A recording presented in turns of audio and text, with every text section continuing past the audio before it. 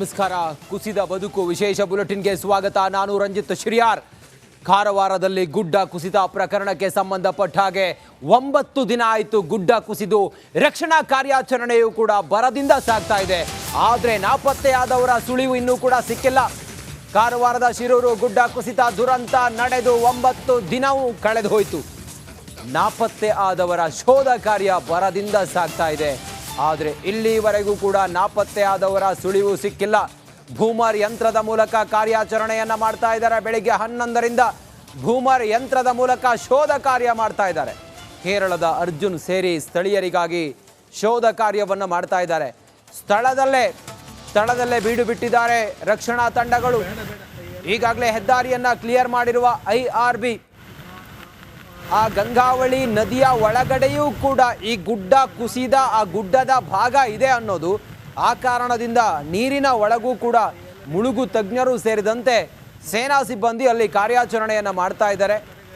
9 ದಿನದ rescue operation, ಯಾವುದೇ ಸುಳಿವು ಇಲ್ಲಿವರೆಗೂ ಕೂಡ ಸಿಕ್ಕಿಲ್ಲ. ಭೂಮರ್ ಯಂತ್ರದ ಮೂಲಕವೂ ಕೂಡ ಶೋಧ ಕಾರ್ಯವನ್ನು ಮಾಡ್ತಾ ಇದ್ದಾರೆ.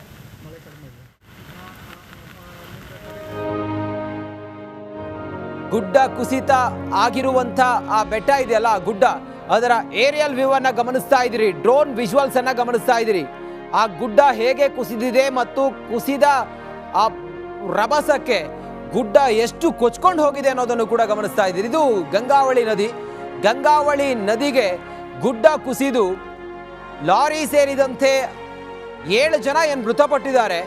ಇದೇ ಸ್ಥಳದಲ್ಲಿ ಆಗಿರುವಂಥ ದುರ್ಘಟನೆ, ಗುಡ್ಡ ಕುಸಿತ ಆಗಿರುವಂಥ ದೃಶ್ಯ. ಗುಡ್ಡ ಕುಸಿದು ಹೆದ್ದಾರಿಯ ಮೇಲೆ ಮಣ್ಣು ಬಿದ್ದಿದೆಯಲ್ಲ, ಅದನ್ನ ಈಗ 90% ಎಲ್ಲವನ್ನ ತೆರವು ಮಾಡಿದ್ದಾರೆ. ಗುಡ್ಡ ಕುಸಿದ ಆ ಗುಡ್ಡದ ಭಾಗ ಗಂಗಾವಳಿಯ ನದಿಯ ಒಳಗೂ ಕೂಡ ಬಿದ್ದಿದೆ ಅನ್ನೋದು. ಈಗ ಅದರ ಕಾರ್ಯಾಚರಣೆ ಮಾಡ್ತಾ ಇದ್ದಾರೆ. ಮಧ್ಯದಲ್ಲಿ ಆ ನದಿಯ ಮಧ್ಯದಲ್ಲಿ ಕಾಣುತ್ತಿರುವಂಥ ಮಣ್ಣು, ಈ ಮಣ್ಣು ಕುಸಿದ ಗುಡ್ಡದ ಮಣ್ಣು ಅನ್ನೋದು ಈಗ ಮಾಹಿತಿ ಸಿಕ್ಕಿದೆ.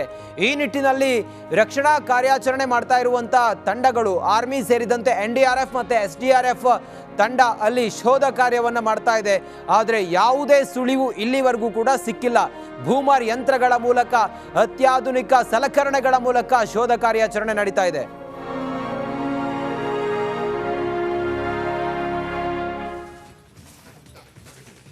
ಸುಮಾರು 9 ದಿನ ಕಳೆದು ಹೋಗಿದೆ. ಗುಡ್ಡ ಕುಸಿತ ಆಗಿರುವಂಥ ಜಾಗದಲ್ಲಿ ನಾಪತ್ತೆ ಆದವರ ಪತ್ತೆಗಾಗಿ ಶೋಧ ಕಾರ್ಯಾಚರಣೆ ಭರದಿಂದ ಸಾಗ್ತಾ ಇದೆ. ಗುಡ್ಡ ಕುಸಿದ ಜಾಗದಲ್ಲೇ ಶಾಸಕರು ಬೀಡು ಬಿಟ್ಟಿದ್ದಾರೆ, ಅಲ್ಲೇ ಇದ್ದಾರೆ. ಕ್ಷಣದ ಮಾಹಿತಿಯನ್ನು ಪಡ್ಕೊಳ್ತಾ ಇದ್ದಾರೆ. ಸ್ಥಳದಲ್ಲೇ ಇದ್ದು ಸಂಪೂರ್ಣ ಮಾಹಿತಿಯನ್ನು ಶಾಸಕ ಸತೀಶ್ ಸೈಲ್ ಪಡೆದುಕೊಳ್ತಾ ಇದ್ದಾರೆ. ರಕ್ಷಣಾ ಕಾರ್ಯ ನೋಡಿಕೊಳ್ತಾ ಇರುವ ಸತೀಶ್ ಸೈಲ್ ನೌಕಾ ಸೇನೆ ಸಿಬ್ಬಂದಿಯಿಂದ 2 ಸ್ಥಳವನ್ನು ಗುರುತು ಮಾಡಿದ್ದಾರೆ. ಸ್ಥಳದಲ್ಲಿಯೇ ಯಂತ್ರಗಳ ಮೂಲಕ ಹುಡುಕಾಟವನ್ನು ಮಾಡ್ತಾ ಇದ್ದಾರೆ, ಅತ್ಯಾಧುನಿಕ ಯಂತ್ರಗಳ ಮೂಲಕ. ಇನ್ನು ಕೆಲ ಹೊತ್ತಿನಲ್ಲೇ ಸುಳಿವು ಸಿಗುವ ವಿಶ್ವಾಸ ಇದೆ. ರಿಪಬ್ಲಿಕ್ ಕನ್ನಡಕ್ಕೆ ಶಾಸಕ ಸತೀಶ್ ಸೈಲ್ ಹೇಳಿಕೆಯನ್ನು ಕೊಟ್ಟಿದ್ದಾರೆ. ನೋಡಿ, ಮೇಲ್ಗಡೆ ಹೆಲಿಕಾಪ್ಟರ್ ಹಾರ್ತಾ ಇದೆ. ಆ ಹೆಲಿಕಾಪ್ಟರ್ ಮೂಲಕವೂ ಕೂಡ, ಭೂಮರ್ ಯಂತ್ರಗಳ ಮೂಲಕವೂ ಕೂಡ ಆ ಸ್ಥಳದಲ್ಲಿ ಆಗಿರುವಂಥ ದುರಂತದಲ್ಲಿ ನಾಪತ್ತೆ ಆಗಿರುವ ಆ ಜೀವಗಳನ್ನು ಹುಡುಕಾಟ ಮಾಡೋದಕ್ಕೆ ಕಾರ್ಯಾಚರಣೆ ಭರದಿಂದ ಸಾಗ್ತಾ ಇದೆ. ಸತತ 9 ದಿನಗಳ ರೆಸ್ಕ್ಯೂ ಕಾರ್ಯಾಚರಣೆಯಲ್ಲಿ ದುರ್ದೈವ ಇಲ್ಲಿವರೆಗೂ ಕೂಡ ಅವರ ಸುಳಿವು ಸಿಕ್ಕದೇ ಇದ್ದದ್ದು. ಉತ್ತರ ಕನ್ನಡ ಜಿಲ್ಲೆಯ ಅಂಕೋಲ ತಾಲೂಕಿನ ಶಿರೂರಿನ ದುರ್ಘಟನೆಗೆ ಸಂಬಂಧಪಟ್ಟಂತೆ ಈಗಾಗಲೇ ಮತ್ತೊಂದು ಹಂತದ ಕಾರ್ಯಾಚರಣೆಗೆ ಮುಂದಾಗಿರುವಂಥದ್ದು. ಶಾಸಕರಾದ ಸತೀಶ್ ಸೈಲ್ ಅವರನ್ನು ಮಾತಾಡ್ಸೋಣ. ಈ ಯಂತ್ರಗಳು ಯಾವ ರೀತಿಯಾಗಿ ಕೆಲಸ ಮಾಡ್ತದೆ ಸರ್? ಈಗ ಯಂತ್ರ ಕೂಡ ಆಗಮಿಸಿದೆ, ಇನ್ನೇನು ಕೆಲವು ಹೊತ್ತಿನಲ್ಲಿ ಕಾರ್ಯಾಚರಣೆ ಆರಂಭವಾಗಿದೆ ಸರ್. ಏನೇನು ಪ್ರಯೋಜನ ಆಗ್ಬೋದು ಸರ್?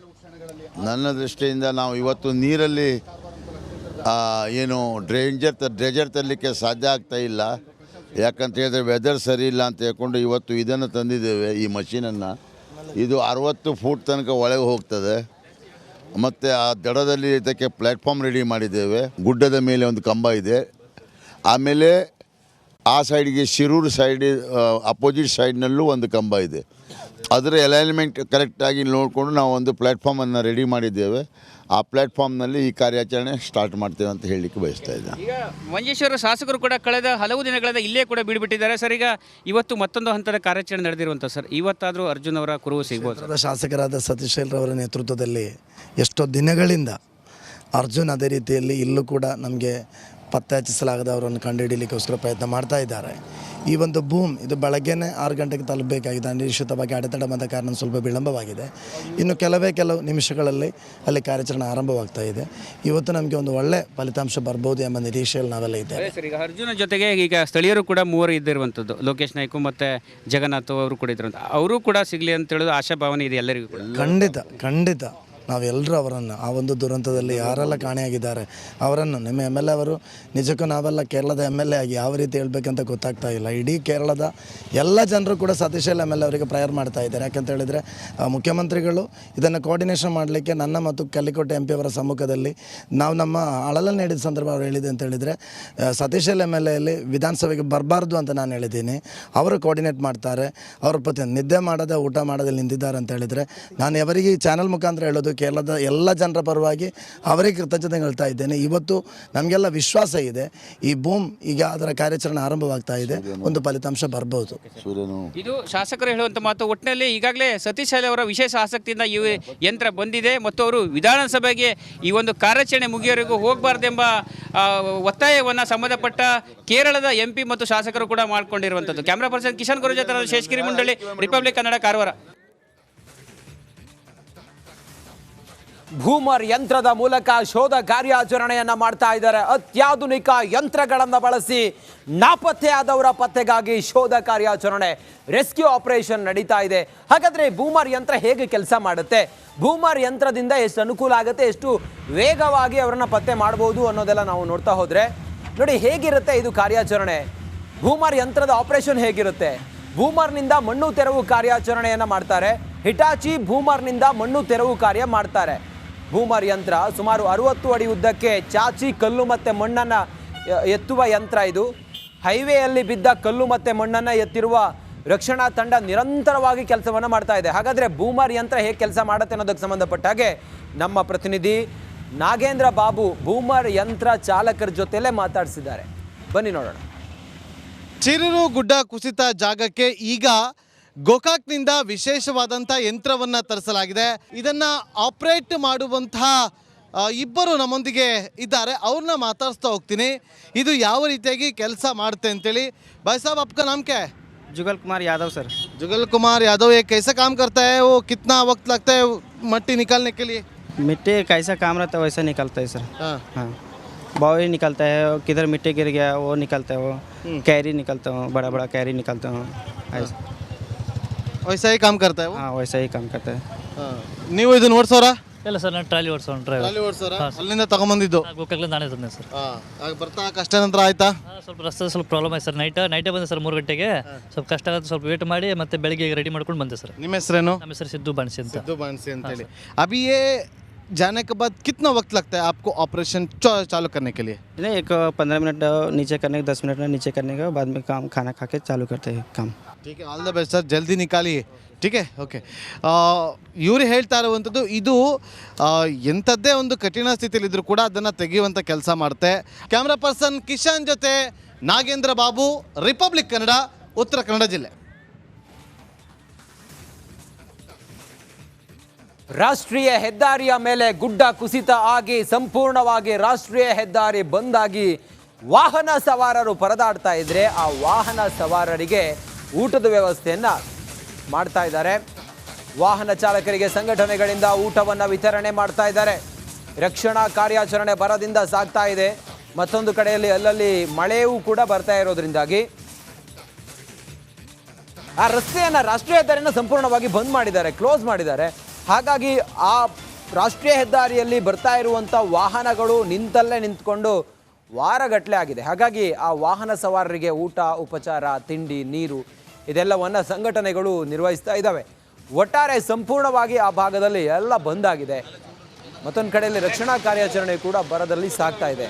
ಈ ಕುರಿತಾಗಿ ನಮ್ಮ ಉತ್ತರ ಕನ್ನಡ ಜಿಲ್ಲೆಯ ಪ್ರತಿನಿಧಿ ಶೇಷಗಿರಿ ಮುಂಡಳ್ಳಿ ಅವ್ರ ಜೊತೆಯಲ್ಲಿ ಮಾತಾಡಿದ್ದಾರೆ, ಮತ್ತೆ ಒಂದು ಪ್ರತ್ಯಕ್ಷ ವರದಿಯನ್ನು ನೀಡಿದ್ದಾರೆ. ಬನ್ನಿ ನೋಡೋಣ.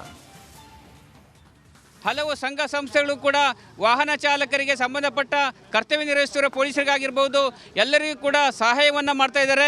ಮಧ್ಯಾಹ್ನಕ್ಕೆ ಬೇಕಾಗುವಂಥ ಊಟದ ವ್ಯವಸ್ಥೆ ಕೂಡ ಮಾಡ್ತಾ ಇದ್ದಾರೆ. ನೋಡ್ತಾ ಇರ್ಬೋದು ಯಾವ ರೀತಿಯಾಗಿ ಗಂಗಾವಳಿ ಭಾಗದಿಂದ ಬಂದಂಥ ಸಂಘಟನೆಗೆ ಕಾರ್ಯಕರ್ತರು ಈಗಾಗಲೇ ರಾಷ್ಟ್ರೀಯ ಹೆದ್ದಾರಿಯಲ್ಲಿ ಇರುವಂಥ ವಾಹನಗಳ ಟ್ರಕ್ ಮಾಲೀಕರಾಗಿರ್ಬೋದು, ಲಾರಿ ಮಾಲೀಕರಾಗಿರ್ಬೋದು ಎಲ್ಲರಿಗೂ ಕೂಡ ಊಟವನ್ನು ನೀಡುವ ಒಂದು ವ್ಯವಸ್ಥೆಯನ್ನು ಕೂಡ ಮಾಡ್ತಾ ಇದ್ದಾರೆ. ಕಳೆದ ಹಲವು ದಿನಗಳಿಂದ ವಾಹನ ಚಾಲಕರಿಗೆ ತೊಂದರೆಯಾಗ್ತಿದೆ ಎಂಬ ಆರೋಪ ಕೇಳಿಬಂದಿತ್ತು. ಅದಲ್ಲದೆ ಕೇರಳ ಮಾಧ್ಯಮದಲ್ಲಿ ಕೂಡ ಈಗಾಗಲೇ ಲಾರಿ ಚಾಲಕರು ಪರದಾಡುತ್ತಿರುವ ಬಗ್ಗೆ ಒಂದು ರೀತಿಯ ಸುದ್ದಿ ಕೂಡ ಬಿತ್ತರಾದ ಹಿನ್ನೆಲೆಯಲ್ಲಿ ಈಗಾಗಲೇ ಉತ್ತರ ಕನ್ನಡ ಜಿಲ್ಲೆಯ ಅಲರ್ಟ್ ಆಗಿರುವಂಥ ಕೆಲವು ಸಂಘ ಸಂಸ್ಥೆಗಳು ಕೂಡ ಈ ಒಂದು ಕಾರ್ಯವನ್ನು ಕೂಡ ಮಾಡ್ತಾ ಇದ್ದಾರೆ. ನೋಡ್ತಾ ಇರ್ಬೋದು ಕಾರವಾರ ಭಾಗದಿಂದ ಬಂದಂಥ ಸಂಘಟನೆ ಕಾರ್ಯಕರ್ತರು ನೋಡ್ತಾ ಇರ್ಬೋದು ಯಾವ ರೀತಿಯಾಗಿ ಚೈತ್ರಾ ಕೋಟಾರ್ಕರ್ ಎನ್ನುವ ಮಾಜಿ ಜಿಲ್ಲಾ ಪಂಚಾಯತ್ ಸದಸ್ಯರು ಕೂಡ ಈಗಾಗಲೇ ಕಳೆದ 3 ದಿನಗಳಿಂದ ಈ ಒಂದು ಕಾರ್ಯವನ್ನು ಮಾಡ್ತಾ ಇದ್ದಾರೆ. ಮಧ್ಯಾಹ್ನಕ್ಕೆ ಬೇಕಾಗುವಂಥ ಊಟೋಪಚಾರದ ವ್ಯವಸ್ಥೆಯನ್ನು ನೋಡ್ತಾ ಇರ್ಬೋದು ಯಾವ ರೀತಿಯಾಗಿ ಅವರು ತಮ್ಮ ಒಂದು ಸದಸ್ಯರೊಂದಿಗೆ ಈ ಒಂದು ಮಾನವೀಯ ಕಾರ್ಯವನ್ನು ಕೂಡ ಮಾಡ್ತಾ ಇದ್ದಾರೆ.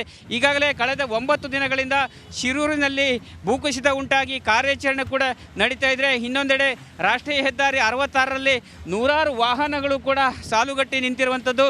ಭಾರಿ ವಾಹನಗಳಿಗೆ ಬೇರೆ ಮಾರ್ಗದ ಮೂಲಕ ಹೋಗಲು ಸಾಧ್ಯವಾಗದೇ ಇರುವುದರಿಂದ ರಾಷ್ಟ್ರೀಯ ಹೆದ್ದಾರಿ 66ರಲ್ಲೇ ಸಂಚರಿಸಬೇಕು. ಹೀಗಾಗಿ 9 ದಿನಗಳಿಂದ ಹೆದ್ದಾರಿಯಲ್ಲಿ ವಾಹನಗಳು ಕೂಡ ಸಾಲಾಗಿ ನಿಂತು ನೋಡ್ತಾ ಇರ್ಬೋದು ಹೆದ್ದಾರಿಯಲ್ಲಿ ಯಾವ ರೀತಿಯಾಗಿ ವಾಹನಗಳು ಇವೆ. ಮತ್ತು ಈಗಾಗಲೇ ಭೂಕುಸಿತ ಸ್ಥಳದಿಂದ 3 ಕಿಲೋಮೀಟರ್ ಹಿಂದೆಯೇ ಪೊಲೀಸರು ಕೂಡ ಬ್ಯಾರಿಕೇಡನ್ನು ಅಳವಡಿಸಿ ಈಗಾಗಲೇ ತಡೆ ಕೂಡ ಒಡ್ಡಿರುವಂಥದ್ದು. ಮಾಧ್ಯಮದವರು ಕೂಡ 3 ಕಿಲೋಮೀಟರ್ ಹಿಂದಿನಿಂದ ಸುದ್ದಿಯನ್ನು ಮಾಡ್ತಾ ಇರುವಂಥದ್ದು ನೋಡ್ತಾ ಇರ್ಬೋದು. ವಾಹನಗಳು ಕಳೆದ 9 ದಿನಗಳಿಂದ ಈ ಒಂದು ರಾಷ್ಟ್ರೀಯ ಹೆದ್ದಾರಿಯಲ್ಲಿ ಇದ್ದು ತಮ್ಮ ಒಂದು ನಿಂತು ಕಾದುಕೊಳ್ತಾ ಇದ್ದಾರೆ. ಯಾವಾಗ ರಾಷ್ಟ್ರೀಯ ಹೆದ್ದಾರಿ 66 ಓಪನ್ ಆಗುತ್ತೆ, ಶಿರೂರು ಮಾರ್ಗದ ಮೂಲಕ ಮುಂದೆ ನಾವು ಕುಮಟಾವನ್ನು ಯಾವಾಗ ಹೋಗ್ತೇವೆ ಎಂಬ ಒಂದು ಕಾತರದಿಂದ ಕೂಡ ವಾಹನ ಚಾಲಕರು ಕೂಡ ಇದ್ದಿರುವಂಥದ್ದು. ಒಟ್ಟಿನಲ್ಲಿ ಈಗಾಗಲೇ ರಾಷ್ಟ್ರೀಯ ಹೆದ್ದಾರಿ 66ರ ಒಂದು ಅಂದರೆ ಮಣ್ಣು ತೆರವುವ ಕಾರ್ಯಾಚರಣೆ ಮುಗಿದಿದೆ. ಮತ್ತು ಈಗ ನದಿಯಲ್ಲಿ ಕೂಡ ಸಂಬಂಧಪಟ್ಟ ಯಂತ್ರಗಳ ಮೂಲಕ ಹುಡುಕಾಟ ನಡೆದಿದೆ. ಆದರೆ ಈ ವಾಹನ ಚಾಲಕರು ಯಾವಾಗ ಈ ಮಾರ್ಗದ ಮೂಲಕ ಮುಂದೆ ಹೋಗ್ತಾರೆ ಎಂಬುದನ್ನು ಕಾದು ನೋಡಬೇಕಾಗಿದೆ. ಕ್ಯಾಮ್ರಾ ಪರ್ಸನ್ ಕಿಶನ್ ಗುರು ಜತ್ರ ಶೇಷಗಿರಿ ಮುಂಡಳ್ಳಿ, ರಿಪಬ್ಲಿಕ್ ಕನ್ನಡ, ಕಾರವಾರ.